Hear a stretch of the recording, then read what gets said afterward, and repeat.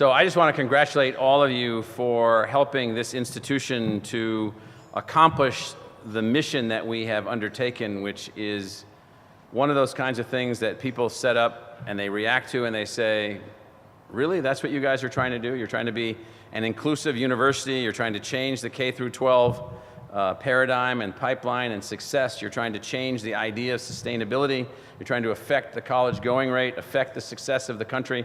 The answer is yes, yes, yes. What we need are more innovative people, more innovative teams, more pathways to solutions to show the way. It's never the case that the problems of our country are solved by someone speaking from a podium at the top of the country. It's the same at the university. It's the same in any institution. It's not about people pontificating. It's about people doing things. And so you all are innovators in a community of innovators. You are innovators in an institution now recognized as the most innovative university or college in the United States. Innovations are a funny thing. They're like an amalgamation of ideas and energy and drive and courage and ambition and stick-to-itiveness, all those things together. And so you all, and the reason that we have this award ceremony is you all represent that for us. You are the exemplars. You took on something. Your project, your program, your initiative, you took on something that now has demonstrated its success, and through the demonstration of that success, you've educated all the rest of us and inspired the rest of us. Stacy has worked for the Ira A. Fulton Schools of Engineering since 2011. She began as an academic advisor and is currently a coordinator of student success with academic and student affairs. Stacy coordinates first-year programming in the Fulton Schools of Residential Community at the Polytechnic campus and oversees other large-scale events. Sun Awards thank Stacy for stepping up, pitching in, organizing, and brainstorming creative solutions for working more effectively with our students. Stacy's supervisor writes, Stacy's dedication to ASU and the Fulton Schools mission can be seen through her tireless commitment to serving students and her dedication to assisting anyone in need. Congratulations, Stacy.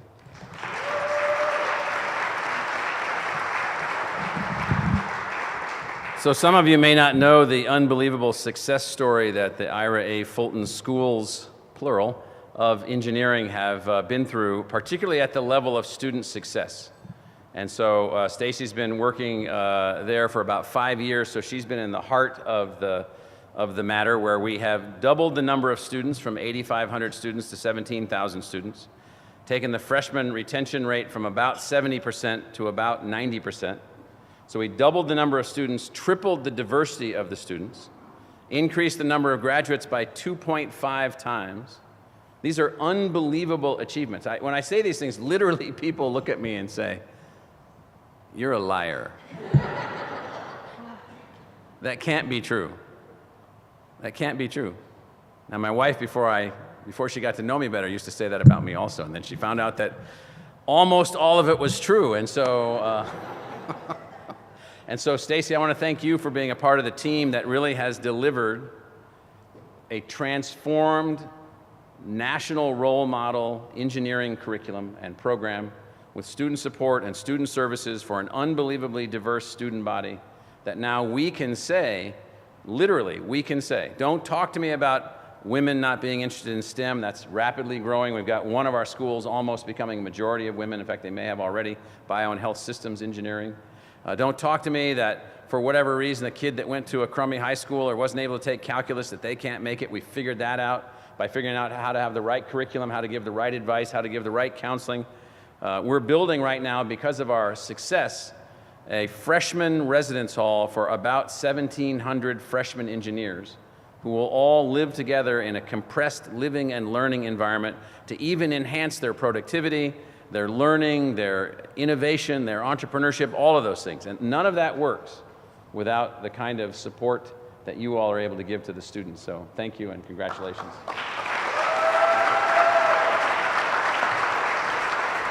For the last 6 years, Haley has worked in the New College of Interdisciplinary Arts and Sciences, where she is currently the Assistant Director for Student Services based at the West Campus. Haley appreciates the autonomy she has in her current role to be innovative and make advising services competitive in today's higher education culture. She brings a collaborative, retention-focused, and high-contact approach to advising. Sun Awards recognize Haley for her tireless effort to support new college students and guide and advise them, and for sharing best practices and being so capable and dependable. Congratulations.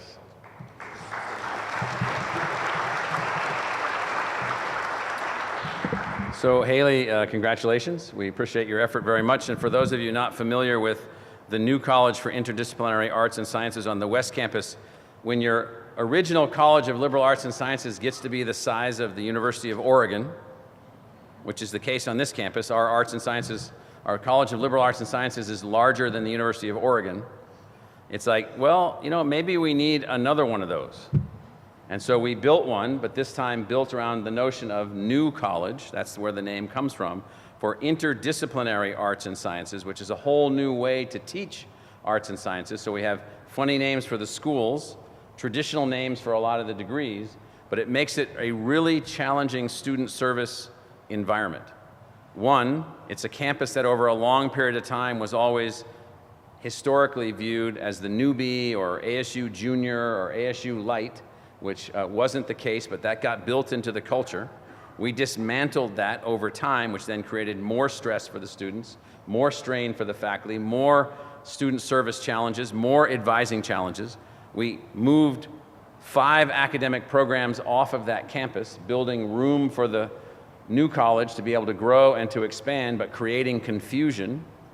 We had so much confusion, I don't know if you were there when we eliminated the positions and allowed them to be rehired into the institution of non-permanent faculty and replace them with permanent faculty.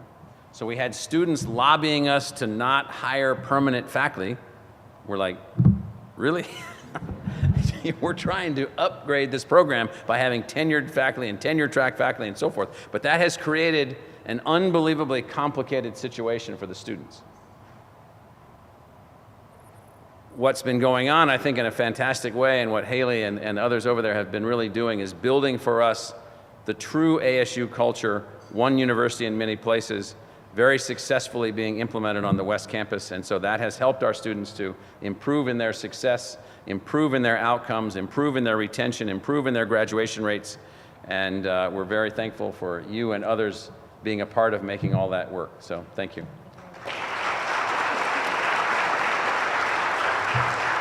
After graduating from ASU in 2012, Brian McCarthy became supervisor of the records and enrollment section within the University Registrar Services at the Tempe campus, so 3 of the 4 have been represented here.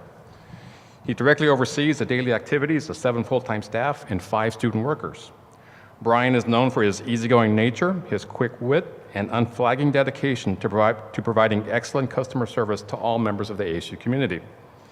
Sun Awards recognize Brian for showing exemplary professionalism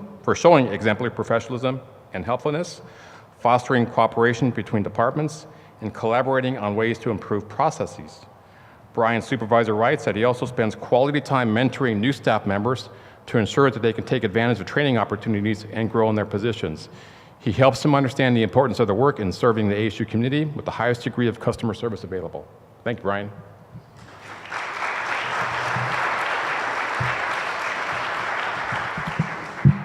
So there are job titles at some universities or offices at some universities that people even now, it's like, what is that? Registrar, bursar, different titles that are used in different universities. And so here, the assignment that we've given to the registrar's office is beyond comprehension. The following. So we have 72,000 face-to-face students, 20,000 degree-seeking online students, and now, by the end of our second semester with the Global Freshman Academy, we will have had probably 100,000, more than 100,000 individuals sign up for a course in some kind of transaction with us. So that would mean that in this academic year, we have basically 200,000 learners interacting with us in which some kind of transactional input, output, application, diploma, transcript, something is going back and forth assessing transcripts, producing transcripts, admitting students, allowing students to take credit. Meaning it's unbelievably complicated, probably more complicated than any such office that exists, which means that none of our programs would have, ASU Online would not have worked.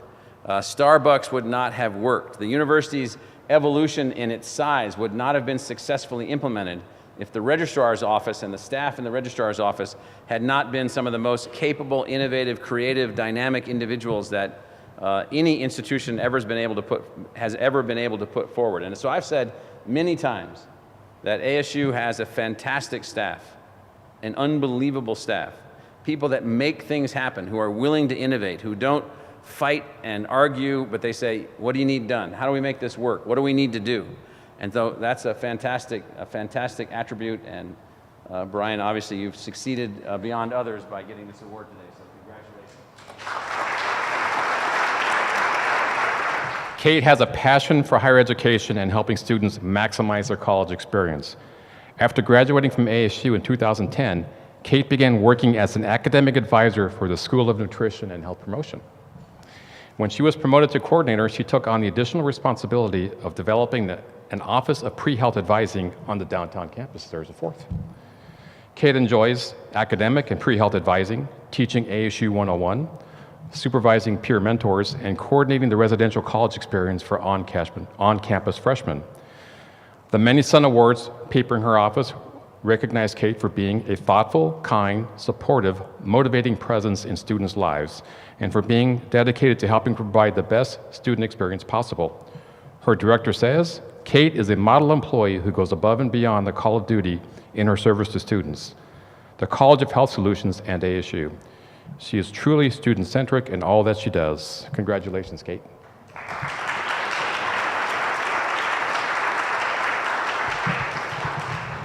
So it's kind of funny when you ask someone what are the principal causes of premature death in the United States. People always say, well, cancer, heart disease, this or that. And I'm like, nope.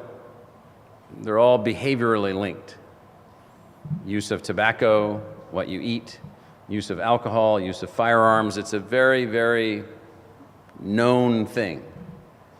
And so here we sit with one of, if not the largest nutrition school in the country, educating thousands and thousands of young people to think about nutrition as a way to help not only an individual, but to help all of us to figure out what we're supposed to do.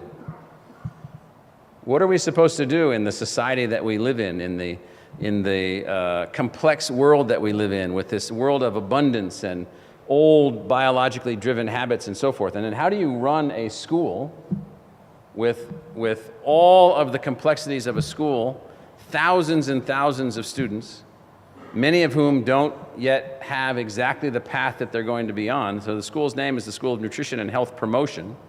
And so it's a school built around the idea of science and learning and education and discovery, and then advising all those students in a way in which, and this is the complexity, this is the thing that people don't understand about us and what we do and how we're different than other institutions of higher education, and that is we're trying to produce that person passing through nutrition and health promotion as their learning platform so that they can go out and have this unbelievable opportunity to continue to learn and learn through their entire life and then affect life outcomes for all kinds of other people. This is the thing I wake up to do every single day, is to help to facilitate this. But I can't sit with hundreds and hundreds of students like you do and help them make decisions, help them work through their choices, help them to think it through. So one of the things that we've learned in the Starbucks program, for instance, is that it's not just about course content. It's about advice and input and human touch and interaction and someone taking you by the hand and saying, you need to do this. And so you're on the front line of the front line, helping to produce these master learners in one of the areas. So I've even had people say things to me like, why do you have just a stupid school of nutrition? That's not real science. You need to narrow that down and have fewer people engaged in that. I'm like, why? So we could be as dumb as you? That person wasn't very happy when I said that, but but they got the point. And so you do a great job helping our students to be successful, and so congratulations, and thank you for being a part of the School of Nutrition.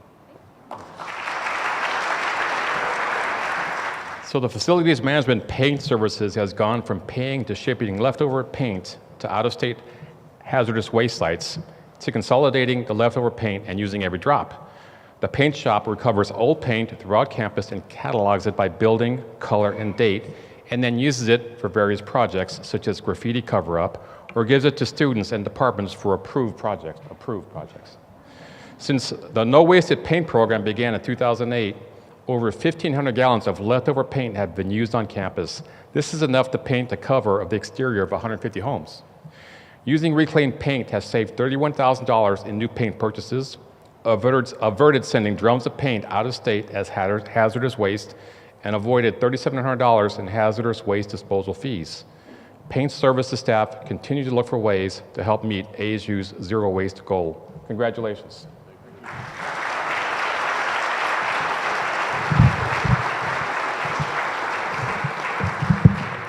First, let me say thank you for all the work that you do to help the university to be a beautiful place, to attract our students, to help our students to feel that they're at a place of meaning and purpose. And I'm a little bit obsessive about painting, so I walk around with Executive Vice President and Chief Financial Officer Morgan Olson, and I'll say, I want to see everything painted. No rust, no scraped paint, inside, outside, everywhere. So have you guys noticed this sort of rule of thumb? Yeah.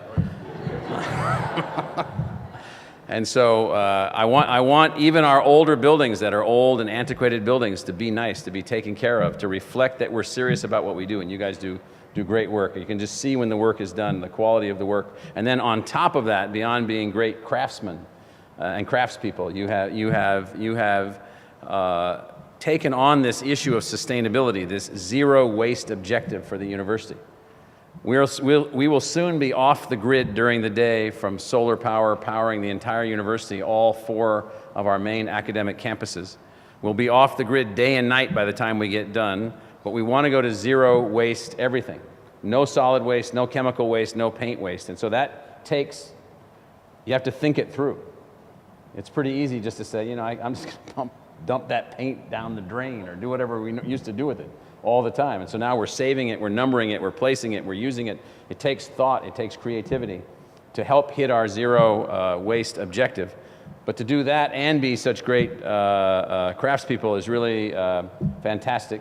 So I want to say thank you to each of you for what you do and for your creativity and for helping us to solve this kind of sustainability problem. So thank you. Thank you. Teachers need ongoing support to perfect their craft.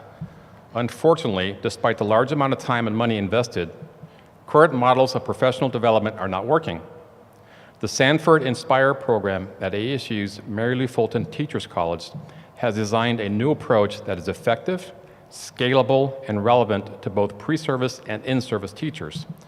It leverages the resources of our nationally recognized College of Education to create on-demand modules, research-based online professional development that is available anywhere, anytime, at no cost to schools or teachers. These modules are currently used in 85 K-12 schools and educator preparation programs in ASU and across the country. Teachers and school leaders rate these resources very highly. On-demand modules are an example of how ASU's Mary Lou Fulton Teachers College continues to develop innovative solutions that address the most pressing challenges in schools today. Great work, guys.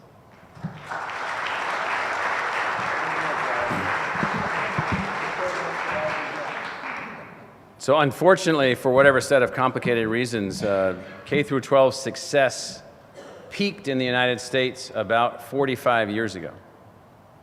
45 years ago. There's been a couple of points improvement here in the last year or 2 or 3, but nonetheless, we're basically, of the 4 million persons in each age cohort group in the United States, a quarter of them, 1 million students a year of that age cohort group, are not finishing high school.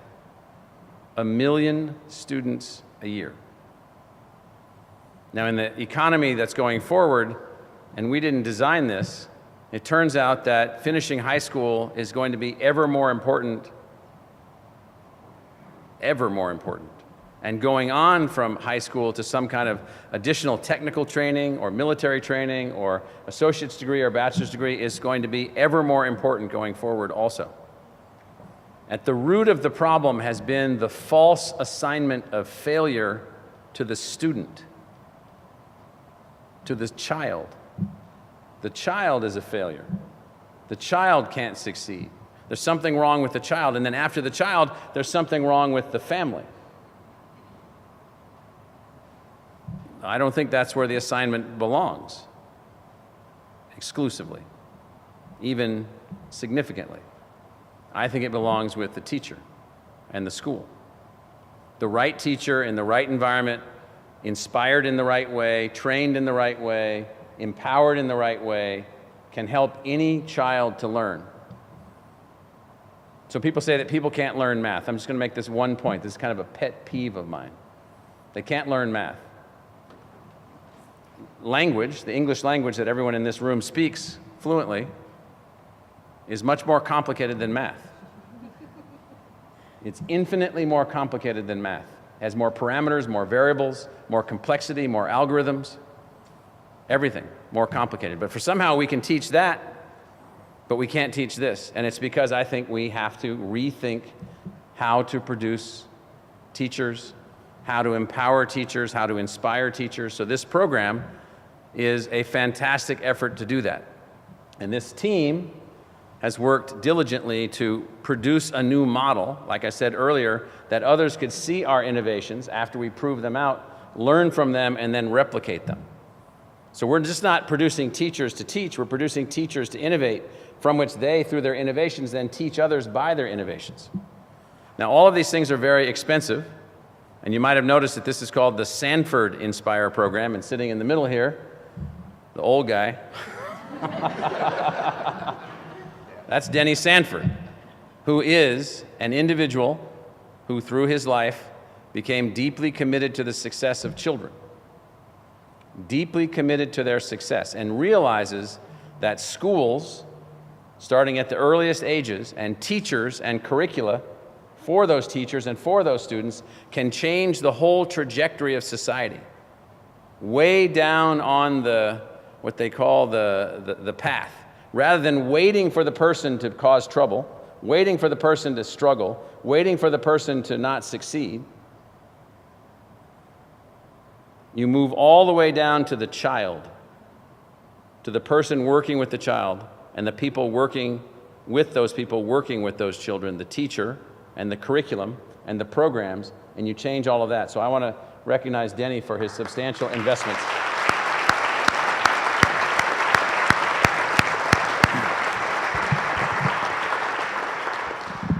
Now, I'm even going to give you an example, and it's a very painful example for me. So for 17 years of my life, my brother, who's 16 months, 18 months younger than me, lived in the same room as me.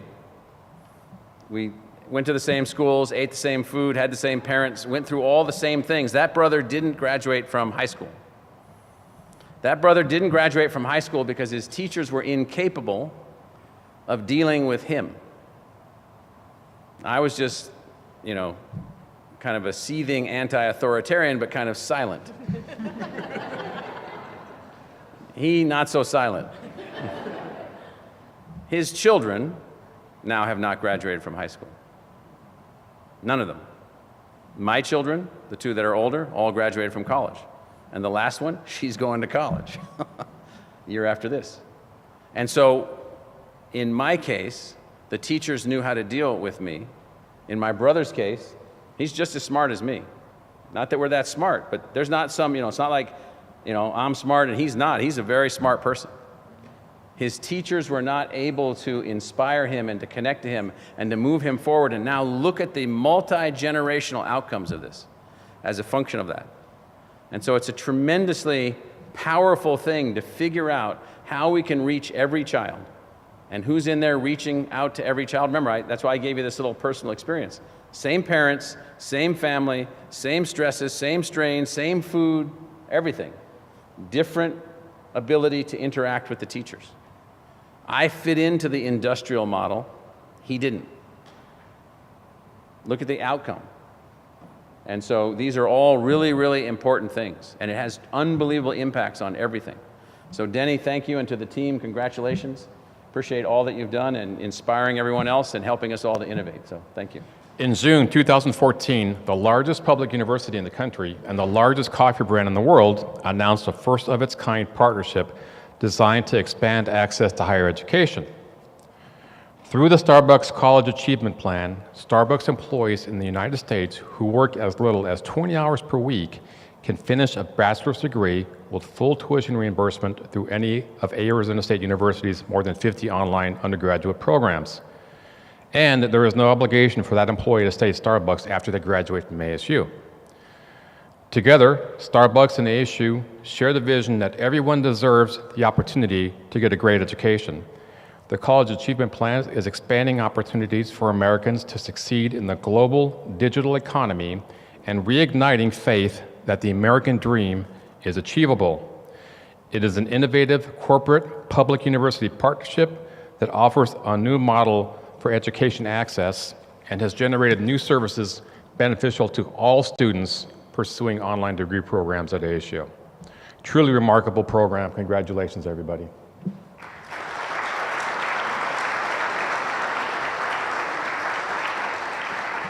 Since 1980, the government of the United States has spent more on Pell Grants than has been spent on the entirety of NASA. It's in its entire existence, including going to the moon and coming back. $500 billion have been spent on Pell Grants. Now, somehow along the way, no one became overly concerned about the fact that more than half of the people that took those Pell Grants never graduated, have no certificate of any type, no associate's degree, no technical certificate, no bachelor's degree. $500 billion, millions, tens of millions of people. Half of the partners at Starbucks, roughly, rounding the numbers, are these same people. They went to college and they never finished. And so this program was initially designed to prove out the point that a company, a profit-seeking company, with shareholder value being one of its main objectives, could also value human capital. Could go back to individuals who had started college and for whatever reason not finished, often not positive reasons, and could be inspired to finish by the elimination of the financial barrier while still working. So this team, working with others, designed that program, deployed that program, and now has about 5,000 students in that program pursuing their degrees. And we've agreed, I was asked, by the way, by a reporter for Atlantic Monthly magazine that wrote a profile article about this particular program, Amanda Ripley. She said, well, are you trying to save the world? I said, were you crazy? We're just one college. We don't save the world. We show that the world can be saved. What we mean by that is that we are trying to show that a for-profit company operating in the model of conscious capitalism, working with a progressive, innovative university deeply dedicated to inclusivity and the success of students, can take these hardworking people at Starbucks who provide day-to-day, face-to-face service to millions and millions of citizens, that we can work with them and help them to reach their educational dream. Now, the single most significant lesson that I've learned from this, there's two elements to it. One I already mentioned, which is that it's a lot more than the content. It's the human touch and building the human touch into an online program. A voice on the phone, a person across the Skype, students meeting together in face-to-face or other kinds of work, working with counselors, working with advisors. All of these things are really, really important. But the other thing that I think that we've learned in this, and Phil, I think you would agree with this, and the team might agree with this also, is that somewhere along the lines, the elitist, uppity way that academia thinks has contaminated the spirits of these people that didn't finish college with negative energy. And the negative energy is, oh, you're a college dropout. Starbucks is where you work. When in fact, Starbucks gives great benefits, a great place to work. There must be tens of thousands of artists and writers and musicians and moms and community engaged people and people working in social service enterprises, all the things that helps our society to be successful. And now for those same people working at those businesses, They now have a path to finish their degree because of these people, working and leveraging the rest of the assets of the institution. So this is a tremendous program. I hope it serves as a tremendous example. Imagine 100 universities doing this with 100 different companies. We're going to produce, I think we've agreed to produce 25,000 graduates. 25,000 graduates from this program. And now we've also extended the program to a person that never started college.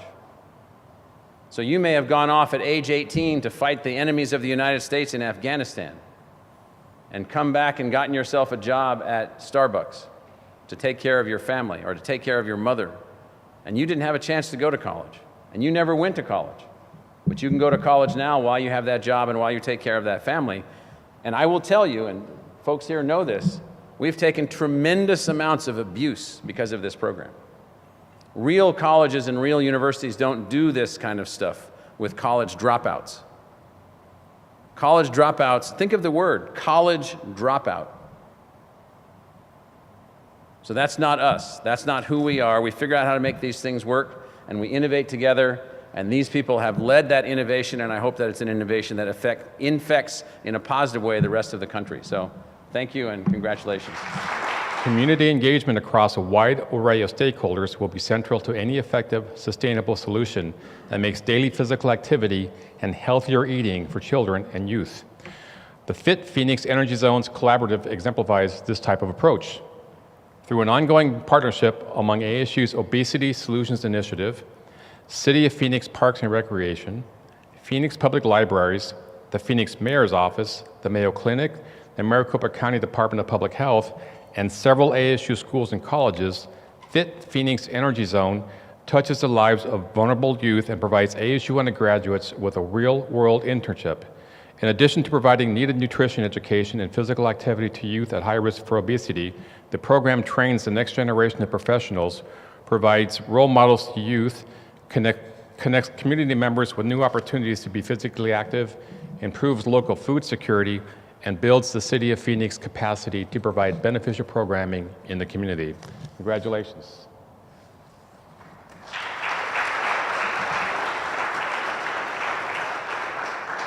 So you're sitting in the old main classroom of the Territorial Teachers Academy, the Tempe Normal School. Back before Arizona was a state, about 15 or 16 years ago, this building was renovated back to its original, or roughly its original character.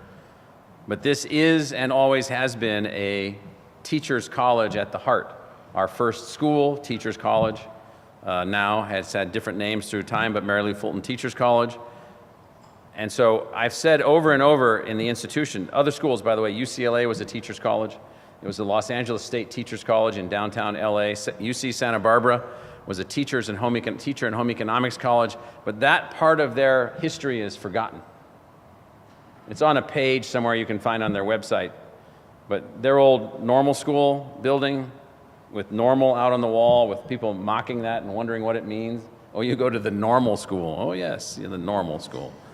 There's a whole history to that in the French language and French culture and the way that schools evolved in France. It's a proud tradition of practical science and education, the science of practice and training and teaching, all being combined into one. And so from my perspective, this is us operating at the grandest scale of the European design of a normal school. Louis Pasteur was a professor at a normal school when he did his breakthrough science on changing the understanding of microorganisms in water and milk, and then teaching everyone how to purify water or how to treat and pasteurize milk by heating it in a certain way. Changing lives. I mean, so many people, milk used to kill everybody. That's why they invented cheese. And so here we are operating in what I call Pasteur's principle. Pasteur's principle is use-inspired research devoted to then teaching, devoted not just to teaching individual students, but in this case, teaching the community. In this particular case, it's no different than Pasteur and milk. Only the disease that we're fighting now is obesity. And obesity is driven through ignorance, basically. How do we defeat ignorance, just like we had to defeat ignorance relative to milk and the microorganisms that lived in milk? And so it's the same thing, but now it's more complicated because it's not as simple as just microorganisms in milk.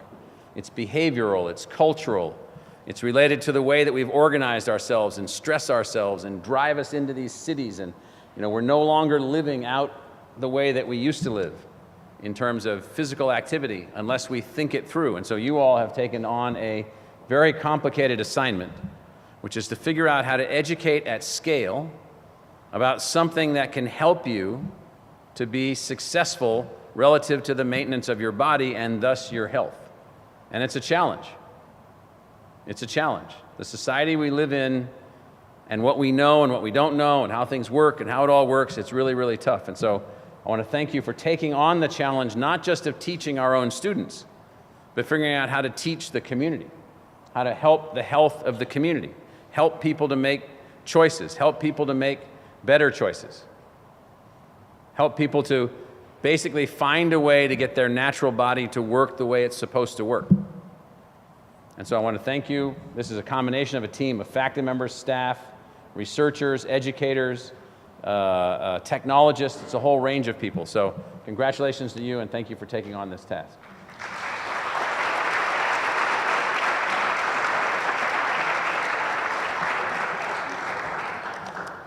So all of you know this, but let me just reiterate it. Life is very short. You don't have as much time as you think you do, but you have enough to get a lot done. Take full advantage of your present health, your present energy, your present capabilities, and continue to work to inspire people to innovate, to change, and to do these things. The things that we do make a huge difference. Every one of these projects that we've talked about today make a huge difference. And so we're in a very special kind of institution with a very special kind of responsibility. We don't rail about all the things that are bad or going wrong because that's not actually related to actually making anything any better. All we do is create new things that solve these problems. That's what we do, so just take the energy that you got left and get out there and do it.